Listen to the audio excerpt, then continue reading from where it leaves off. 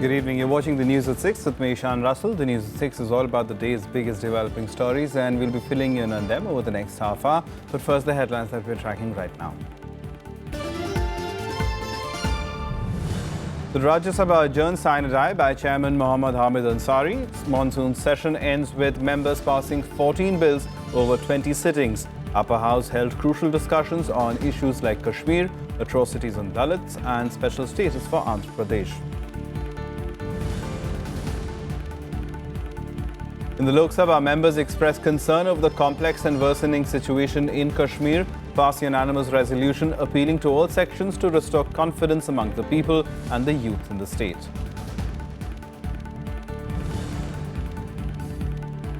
The Supreme Court accuses government of sitting over appointments of judges, says it has taken no action on 75 names that have been recommended since February, warns that it will be forced to pass orders to end the stalemate.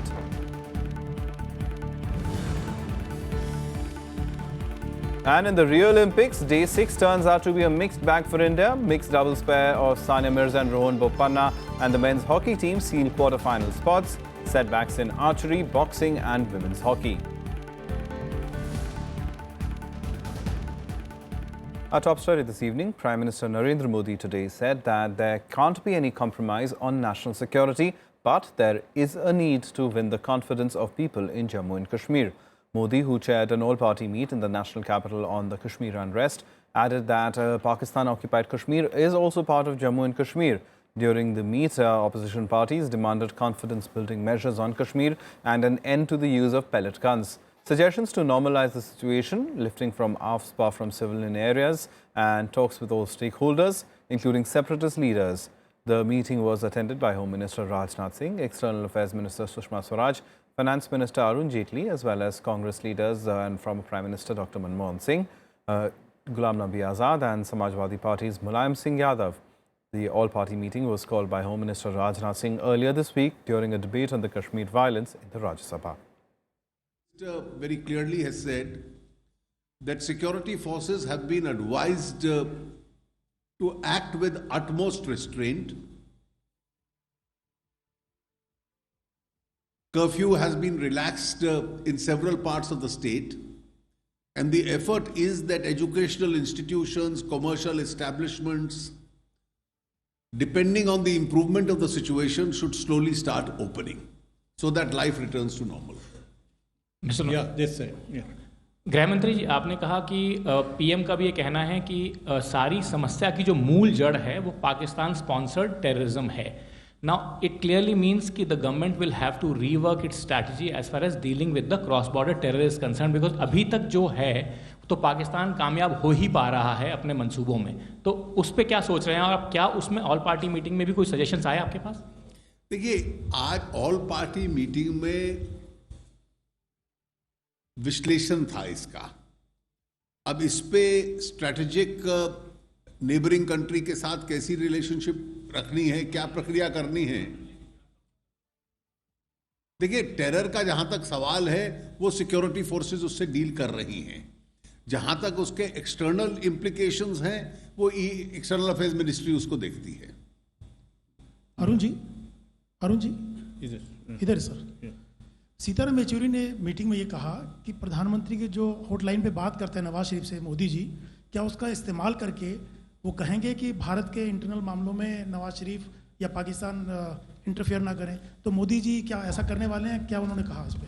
देखिए, ये भारत हमेशा से कहता रहा है, भारत के सभी prime minister कहते रहे हैं, उसके लिए हॉटलाइन की जरूरत नहीं है. Jaitley ji. Let's also listen into what the leaders of opposition had to say. It is now the government of India's duty to look into this matter and come up with a roadmap for diffusing the present situation. That alone will convince the people of Jammu and Kashmir that we have a caring government at Delhi. We assure the government that any positive steps you will take in this endeavor, you will have our full cooperation. The dialogue with everybody from all the stakeholders. That is the only way. We have done it in the past. We have to do it again. And secondly, you give some confidence-building measures. Announce the stoppage of use of pellet guns. Secondly, announce that AFSPA will be withdrawn from the civilian areas where it's not required. Thirdly, you give instructions to all the states wherever Kashmiri youth are there not to have any, whenever there's something done against them, that there will be strict action taken so that these youth get that confidence. Let's go across to our correspondent Vishal there, who's been covering the story for us. Vishal, the all-party meeting finally happened with Parliament also. We've seen how all parties have expressed concern over the situation in Kashmir and the worsening situation, in fact, over there. But in terms of a strategy, a move forward from here, do we have a plan for that? Well, yes, indeed. It seems so.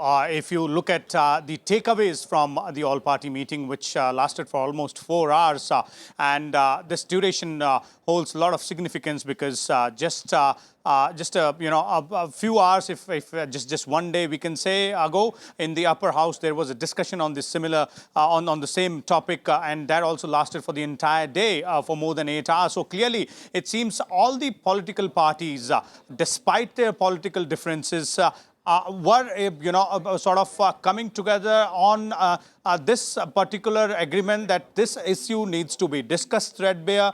This issue needs to be looked at from a larger perspective, and a solution needs to be hammered out as soon as possible. So if you look at the takeaways of this particular meeting, then point by point, one thing which has come out clearly after this all-party meet is that immediate measures need to be taken to win back the hearts and minds of people of Jammu and Kashmir, specifically the youth, because we have seen for almost a month now, and in the past as well, in 2010 and erstwhile as well, the stone pelters have more or less been the teenagers, the youths. So obviously, that is what one of the suggestions from the all parties, leaders of all political parties, has been to try and win them over in with different measures being taken by the state government and the centre as well.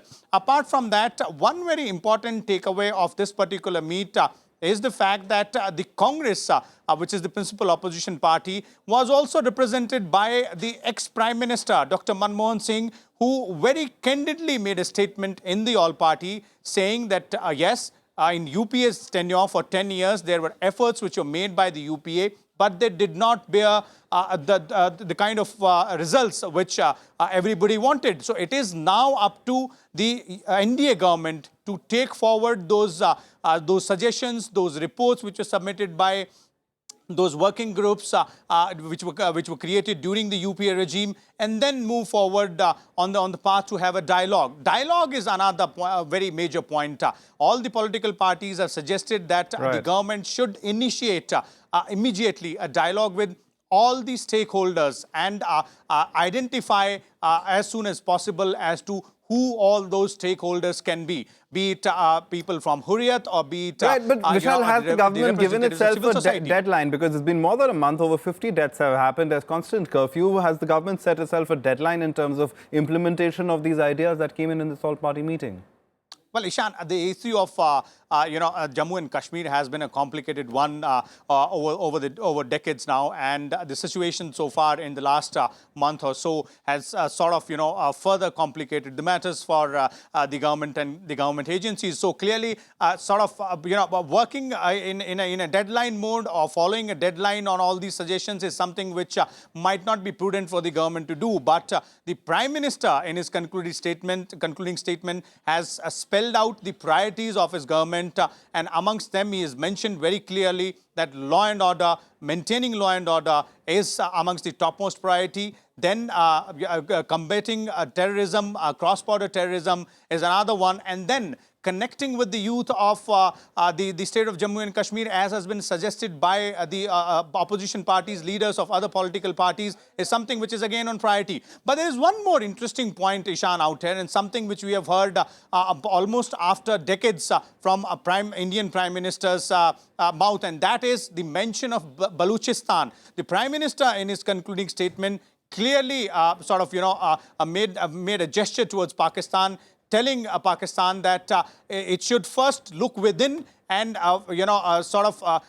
be answerable to the world community on the torture which is being done on the people of Baluchistan and POK as well. So clearly it seems the Prime Minister and the NDA government is trying to hurt Pakistan or hit Pakistan where it might hurt them most. All right, so the Indian government on the offensive as far as Pakistan is concerned, but as far as Kashmir is concerned, let's hope for some quick action soon. Vishal Daya, thanks very much for that for now. The Rajya Sabha was adjourned sine die on Friday by Chairman Mohammad Habib Ansari, bringing an end to the monsoon session of Parliament. Chairman Ansari called the session highly productive.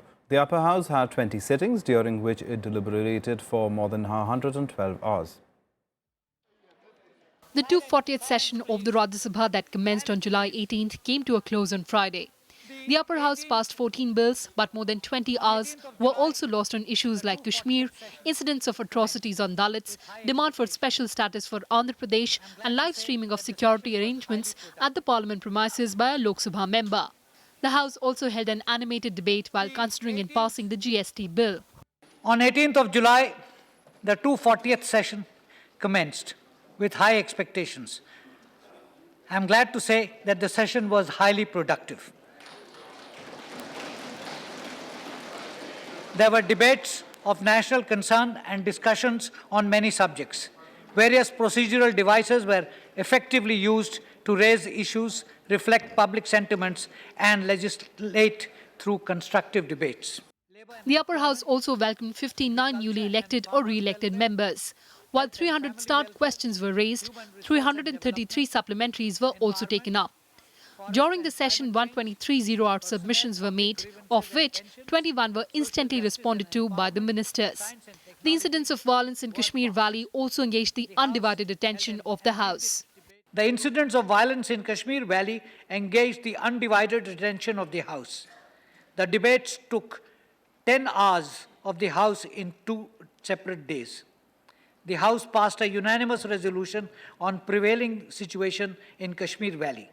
It earnestly appealed to all sections of society in Jammu and Kashmir to work for the early restoration of normalcy and harmony, and unanimously resolved to restore confidence amongst the people in general and youth in particular. During the session, 14 private members' bills were also introduced. Members expressed concern over matters of public importance through 91 special mentions. Chairman also acknowledged the cooperation extended by the members in overall functioning of the House. Kriti Mishra, Rajya Sabha TV. Meanwhile, the Lok Sabha today unanimously passed a resolution on Kashmir. The House appealed for urgent steps to restore peace in the valley. Members asserted that there can be no compromise with the country's integrity and security. The House was then adjourned sine die. On the last day of the monsoon session of Parliament, opposition parties in Lok Sabha demanded that the House pass a resolution on Kashmir, where the situation is turning complex and worsening by the day. मैं चाहता हूं, आपसे appeal करता हूं कि सर्वसम्मति से एक प्रस्ताव इस सदन में हो कि सारे देश के जनता को भी ये मालूम हो कि ये पूरा सदन एक है और कश्मीर के विषय में सभी का एक ही राय है, और वो जो है और वहाँ पर शांति स्थापन करने के लिए किस किस ढंग से क्या काम करना चाहिए, इसके बारे में अगर सरकार एक सर्वसम्मति से रेजोल्यूशन पास कर दी इस सदन से, ये अच्छी होगी। तो इसीलिए मैं आपसे अपील करता हूं कि सरकार इसको रेस्पॉन्ड करे। Home Minister Rajnath Singh promptly agreed to Kharge's demand. Jammu Kashmir के संबंध में जिस प्रकार के प्रस्ताव की बात हमारे श्रीमान खड़गे जी ने कही है, इसी प्रकार का प्रस्ताव एक मैंने प्रस्तुत किया था राज्यसभा में, और राज्यसभा ने सर्वसम्मति उसे पारित किया है। वहाँ की जनता से अपील की है वहाँ पर पीस और नॉर्मलसी को रिस्टोर करने के संबंध में, और जो भी खड़गे जी ने प्रस्ताव रखा है उससे मैं पूरी तरह से सहमत हूँ। Speaker Sumitra Mahajan read out the resolution after opposition parties urged her to propose it in the House. That this House expresses its serious concern over the prolonged turbulence, violence and curfew in the Kashmir Valley, conveys its deep sense of anguish and concern over the loss of lives and critical injuries caused by the deteriorating situation. This House is of the firm and considered view that there cannot be any compromise on unity, integrity, and national security.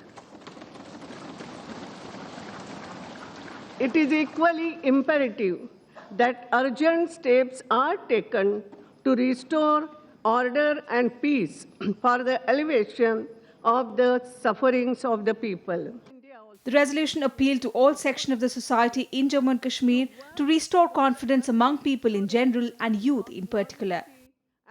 This House earnestly appeals to all sections of the society in Jammu and Kashmir and India also, I can say, the whole India, to work for the early restoration of normalcy and harmony. And now, this House unanimously resolves to restore the confidence among the people in general and youth in particular. I hope the House agrees to this. And so, the resolution is adopted unanimously. Earlier this week, the Rajya Sabha passed a similar resolution expressing serious concern over the prolonged turbulence in the Kashmir Valley. Bureau Report, Rajya Sabha TV. The Supreme Court today lashed out at the government, accusing it of sitting over judges' appointments. A three-judge bench led by Chief Justice T.S. Thakur told the government that since February this year, 75 names had been recommended for the posts of High Court judges, but no one has been approved. Justice Thakur asked Attorney General Mukul Rohatgi to whether the centre was trying to bring the judiciary to a grinding halt by not appointing judges. He even warned that if the government did nothing to clear the appointments, the top court would be forced to take it up and clear the logjam. The Attorney General assured the court that he would take up the matter at the highest level and get back on the status of the list by the 13th of September. The strong warning from the top court comes 4 months after the Chief Justice of India broke down before Prime Minister Narendra Modi and urged him to increase the number of judges to deal with the millions of pending cases. Now, retail inflation shot up to 6.07% in July as against 5.77% a month ago, causing jitters. Food inflation rose to 8.35% in July as against 7.79% a month ago. This is the highest level of the Consumer Price Index since September 2014. The Index of Industrial Production, or IIP, grew 2.1% in June as against 4.2% a year ago, with a sharp growth in electricity but negligible activity in manufacturing. IIP had grown 1.2% in May. Industrial production grew at 0.6% in the April-June quarter of the current fiscal compared to 3.3% a year ago. Home Minister Rajnath Singh has said that the responsibility of protecting Dalits lies with the state governments. The NDA government has also strengthened existing laws, making them more stringent. Singh also said that laws to fight terrorism were also being reworked. Home Minister Rajnath Singh on Friday called upon states to come forward and implement laws to protect Dalits. While addressing the two-day National Conference of Investigation Agencies, Singh said there were ample provisions in the constitutions for the protection of the Dalit community. Of atrocities act को और मजबूत बनाए जाने का प्रयास कर रही है। इस संशोधन के पश्चात इस कानून में अपराधों की नई श्रेणियों को जोड़ा जाएगा। इसमें लोक सेवकों के कर्तव्य को निर्दिष्ट करने के साथ साथ कर्तव्यों को नजरअंदाज करने पर सजा का प्राविधान भी किया गया है। इस कानून में पीड़ितों एवं गवाहों के अधिकारों के बारे में भी एक चैप्टर जोड़ा गया है। इस कानून को लागू करने की जिम्मेदारी स्थानीय पुलिस व राज्य सरकार की होगी। He also said that probe agencies were being formed in all 564 specially to deal with crime against women. The estimated 324 crore rupees for this would be provided jointly by the state and the union governments. Unit of crime against women स्थापित की जा रही है। इन इकाइयों में 1/3 महिला investigator होंगी और इन इकाइयों को केंद्र और राज्य सरकार द्वारा 50:50 पार्टनरशिप के आधार पर फंड उपलब्ध कराया जाएगा। केंद्र सरकार इन इकाइयों की मदद के लिए अगले 2 वर्षों में लगभग 324 करोड़ खर्च करेगी। The Home Minister also lamented the misuse of social media in incidents of terror. The centre is also going to establish a cyber crime coordination centre to fight the menace. He urged the national probe agencies to use its services. Akhilesh Suman's report for Rajya Sabha TV. Chinese Foreign Minister Wang Yi today said that India has to decide if it wants to support China on the South China Sea dispute. Yi, who is on a 3-day visit to India, arrived in Goa today morning to hold a meeting with Goan Chief Minister Lakshmikant Pasrekar over the BRICS summit. The summit is scheduled to be held in October. Wang will meet Prime Minister Narendra Modi and his counterpart Sushma Swaraj on Saturday. Yi and Swaraj are expected to hold talks on various issues of mutual interest, including the upcoming G20 summit being held in China and the BRICS summit being held in India. According to sources, China would try to make efforts to ensure that India does not join other countries in raising the controversial issue of the South China Sea at the G20 summit. Recently, China refused to recognize the ruling by an arbitration court in The Hague that invalidated its vast territorial claims in the South China Sea.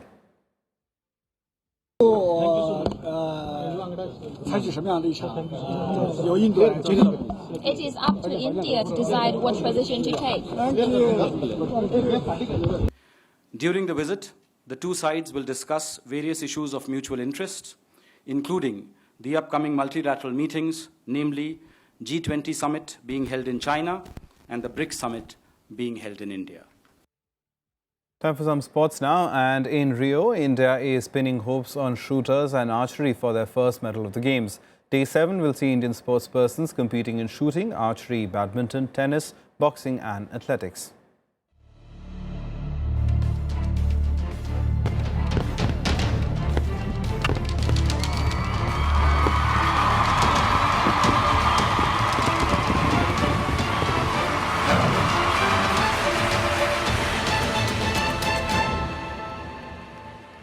First up, not very good news. India's challenge in the men's archery ended after archer Atanu Das lost in the pre-quarterfinals of the individual recurve event against Korea's Lee Seung-yoon.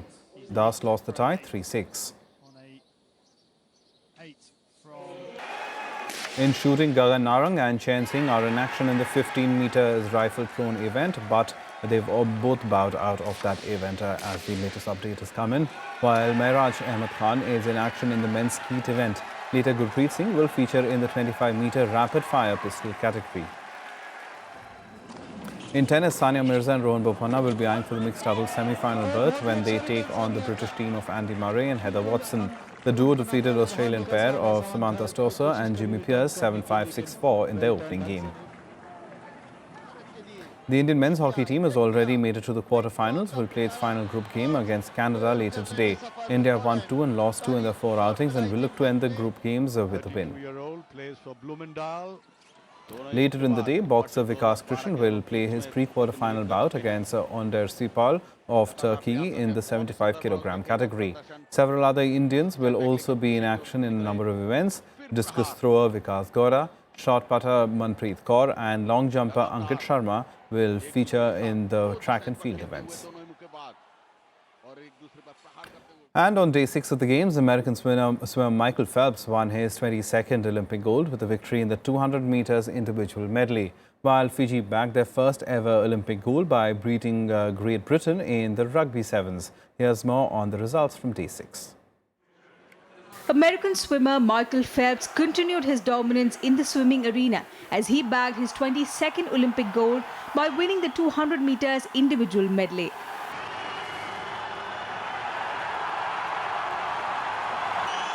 With the win, Phelps became the first swimmer to win the same event at 4 consecutive games. The 31-year-old has now won 2 individual and 2 relay golds at his 5th Olympics and has a chance to add 1 more with the 100 meters butterfly event still to come. I mean, I say this a lot, but it's every single day I'm living a dream come true. You know, this is something that, you know, as a kid I wanted to do something that nobody had ever done before. And I'm enjoying it. I think that's something that I couldn't say about my career in 2012. So being able to finish how I won is something very special to me, and is why you're seeing more and more emotion on the medal podium. The women's 100 meters freestyle saw a rare finish as American Simone Manuel and Canadian Penny Oleksiak touched the wall at the same time in a new Olympic record time. Both swimmers finished in 52.70 seconds to take away the gold medal. With the victory, Manuel became the first African-American woman to win an individual swimming gold for the United States.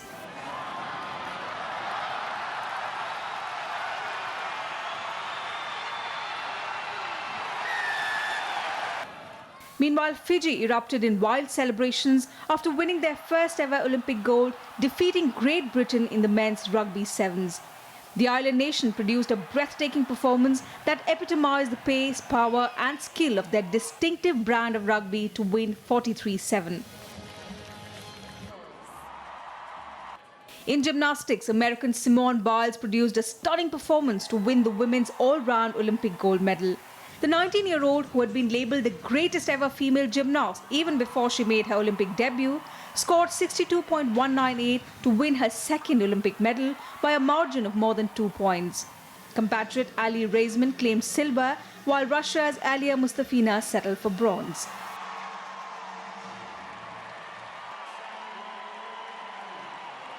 Britain won the men's track cycling team sprint gold for the third consecutive Olympics after defeating New Zealand in the final. While South Korea continued its dominance in women's archery, with Chang Hae-jin winning the individual archery title.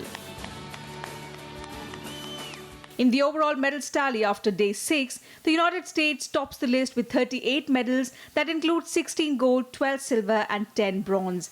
China takes the second spot with 30 medals that include 11 gold, 8 silver and 11 bronze, while Japan retains the third spot with 7 gold medals. Bureau Report, Rajya Sabha TV. That's all from us. Goodbye.